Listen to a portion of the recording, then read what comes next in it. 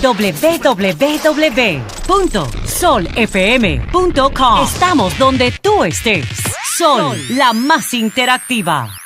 Señores, con nosotros está Andy Daguaje.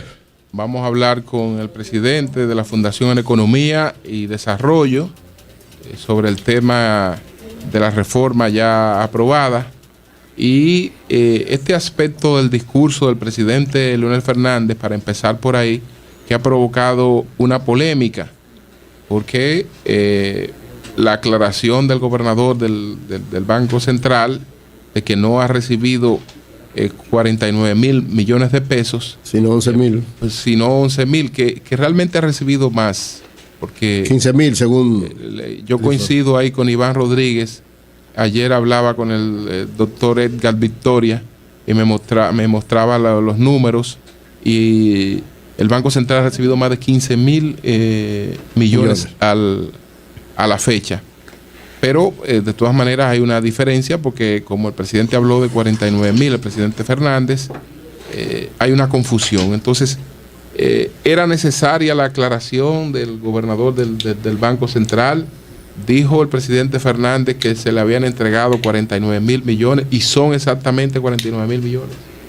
Muchas gracias por la invitación. Pasando rápidamente a responder, yo pienso que lo que hay que leer es el discurso. Claro. Y el discurso en ese espacio lo que dice, refiriéndose, él estaba hablando del déficit del sector público consolidado. Andy, ¿lo puedo leer para que entonces...? No, yo lo voy a leer. Okay. 187 mil millones para el año 2012, que era la proyección, y pasaba a desglosar más o menos las áreas del Estado que estaban incidiendo en ese nivel. Exacto. Entonces él decía, en el caso del Banco Central, dice, esa crisis financiera del 2003-2004 origina un déficit solo para este año, estaba refiriéndose en ese momento al 2012, del sector público consolidado de más de 49 mil millones de pesos. ¿Es falso lo que está diciendo el expresidente o no? No, esa es la verdad. ¿Cómo se descompone eso? Lo importante es ver cómo se descompone. Primero hay una primera partida, que los intereses de recapitalización que el gobierno central le paga al Banco Central. Para este año, lo que se tenía estipulado para el año completo es la suma de 23.834 millones de pesos. Independientemente de lo que le haya pagado, ese es el compromiso.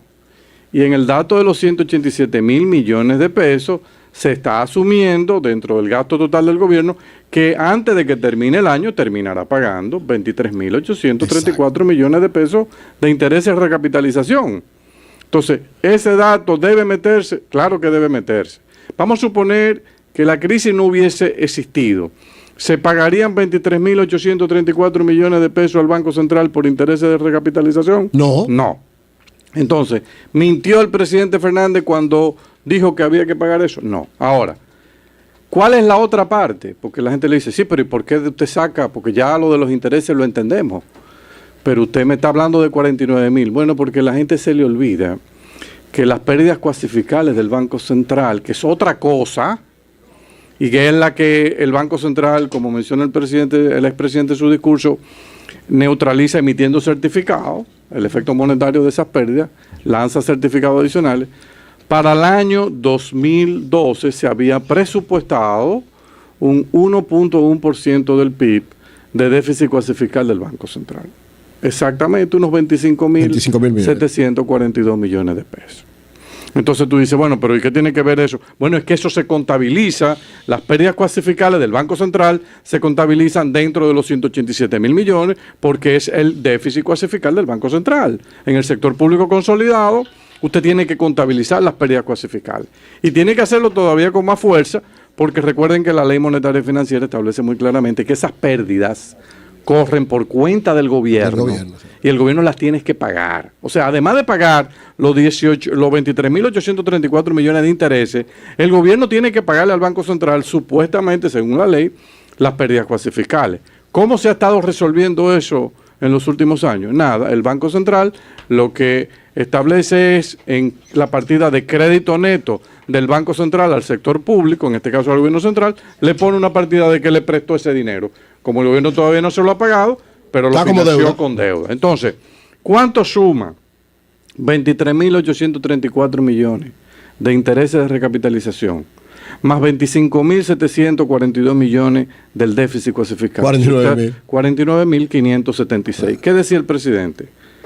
Esa crisis financiera del 2003-2004 origina un déficit solo para este año del sector público consolidado de más de 49.000 millones de pesos.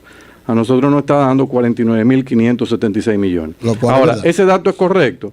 No, ese dato es incorrecto, porque va a ser más de ahí. ¿Por qué va a ser más de ahí? Bueno, porque el déficit clasificado del Banco Central no va a ser 25.742 millones, sino 30.000 millones. Entonces, digo, eso es lo que está proyectado. Lo proyectado era 49, pero va a terminar todavía más alto. Va a terminar en casi 54.000 millones de pesos. Entonces, yo pienso que ese punto está aclarado. Creo que el gobernador del Banco Central dijo lo que él entendía que tenía que decir.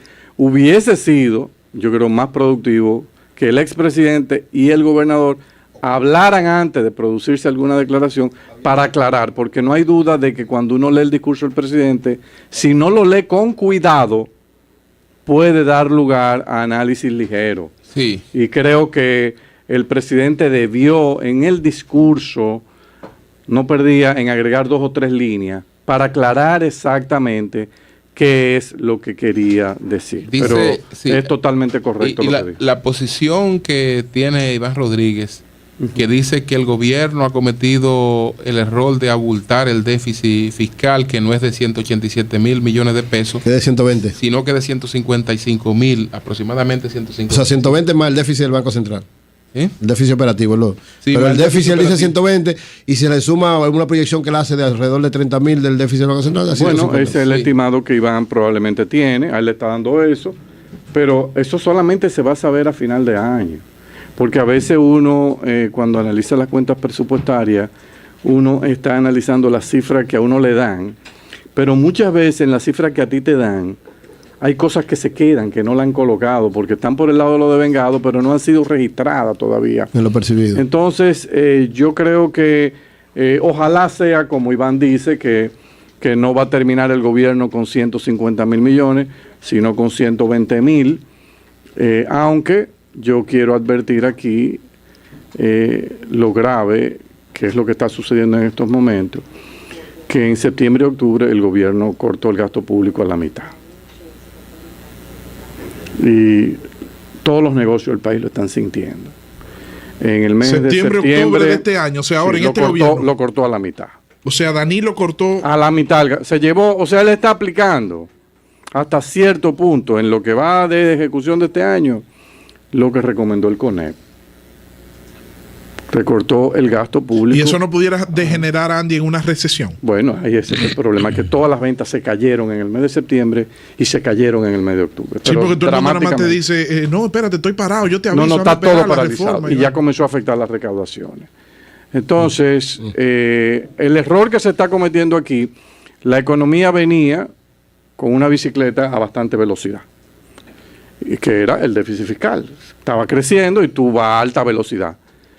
Hay mucha gente que cree que frenando de golpe es la mejor. Bueno, generalmente el que frena de golpe se va de cabeza. Se va de boca. Se va de cabeza. Es poco a poco. Y el golpe que te das es enorme. Entonces, ¿qué hacer? No, tú tienes que ir gradualmente, la velocidad lentamente. Si te lleva de posiciones radicales tipo Tea Party en los Estados Unidos, de no, córtamelo todo, vas a terminar muy mal. Andy, pero entonces yo recomiendo que el gobierno evalúe esa situación, que vea qué está pasando con las ventas sectores por sector. Estamos llegando al mes, estamos en noviembre a la mitad, diciembre está a la vuelta de la esquina. Si nosotros seguimos por este camino, esta trayectoria, lo que pasa es que cuando la reforma entonces entre en enero, va a encontrar una base gravable muy desalentada, muy deprimida. O sea, el gobierno no puede reducir el gasto de golpe. Eso es lo que yo he estado diciendo. Hay mucha gente que dice, Andy se opone a que recorten los gastos. No, lo que yo quiero decir es que no lo pueden reducir de golpe. Si lo reduce de golpe, va a tumbar el producto en el último trimestre del año. Y empezar una reforma tributaria con una economía que recién acaba de pasar por una caída del PIB en el último trimestre, eso es delicado, ¿eh? Porque entonces eso sí podría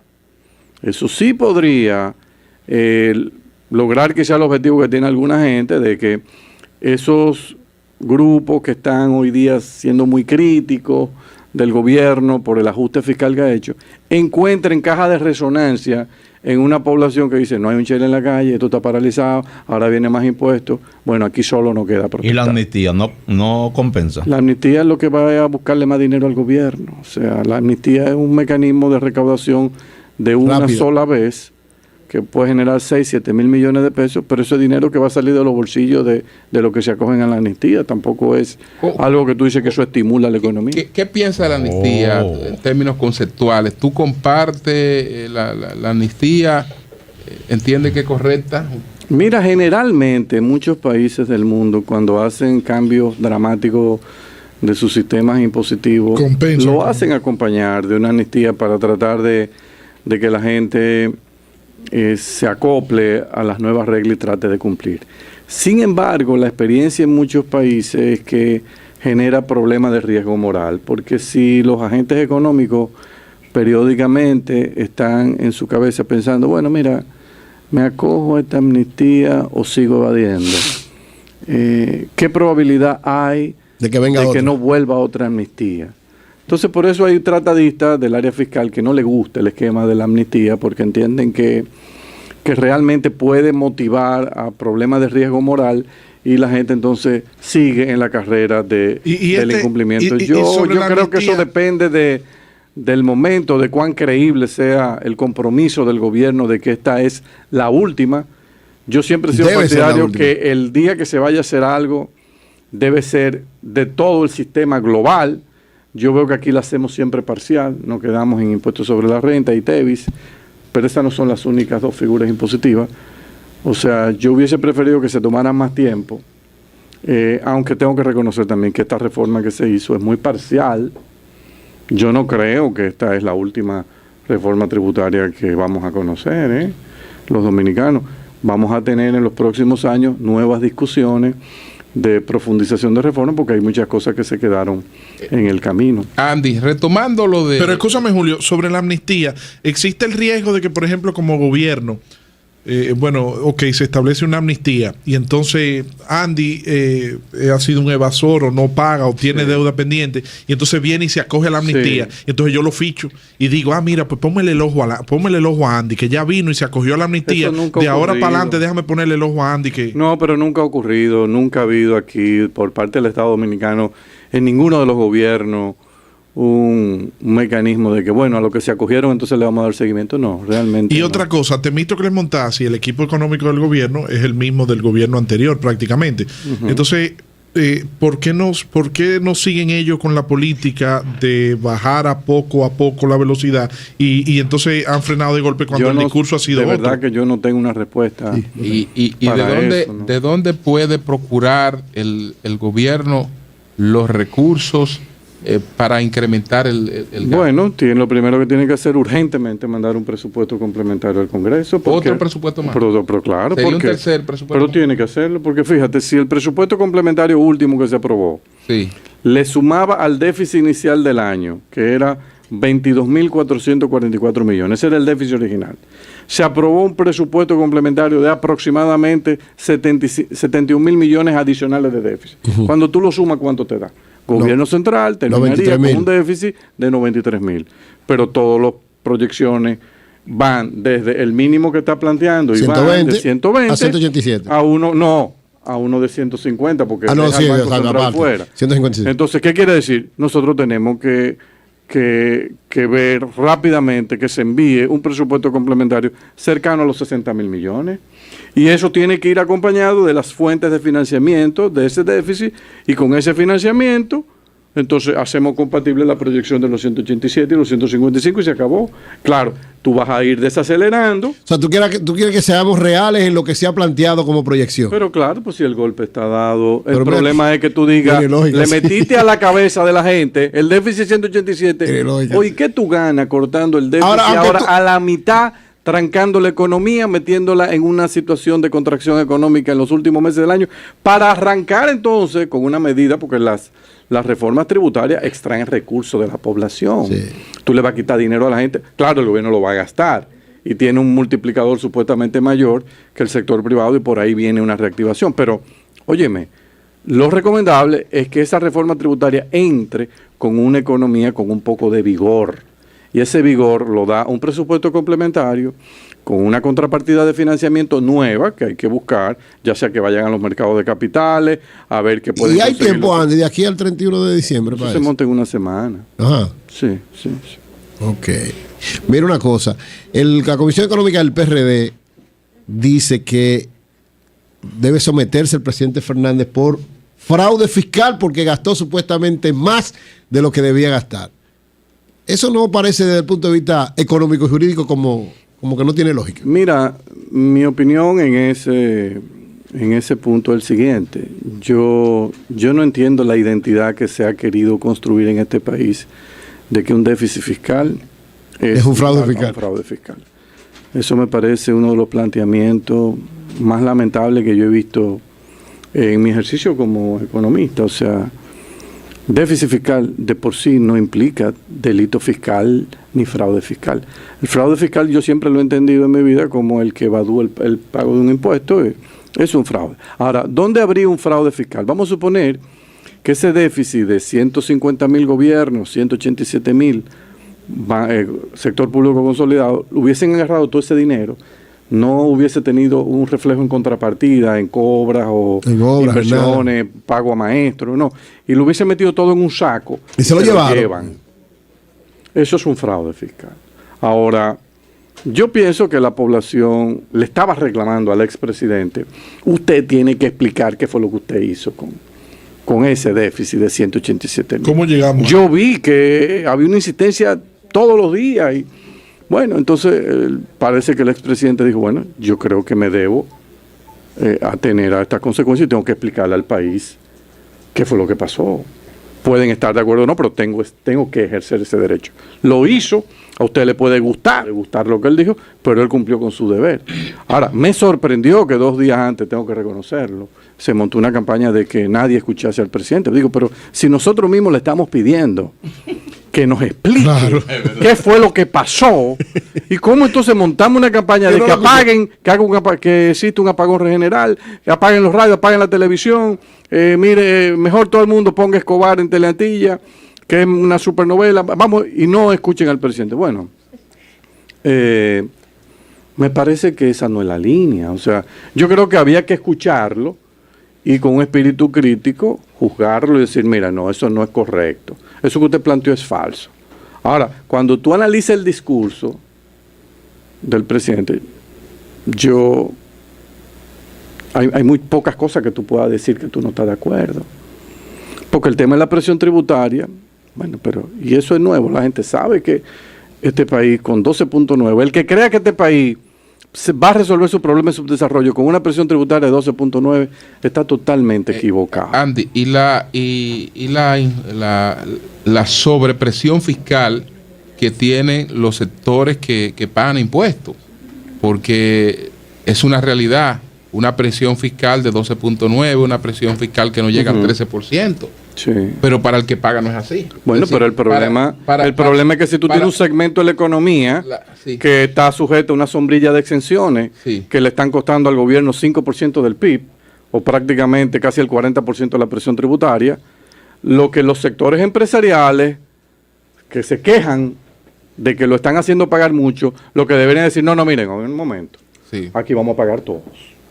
Lo que pasa es que hay sectores de la economía que por políticas públicas, los diferentes gobiernos y por presiones de grupos económicos han entendido que tienen que estar al margen del sistema impositivo. Pues está clarísimo que si tú tienes eso, como lo tiene Guatemala, Guatemala tiene un gasto tributario también, 7% del PIB.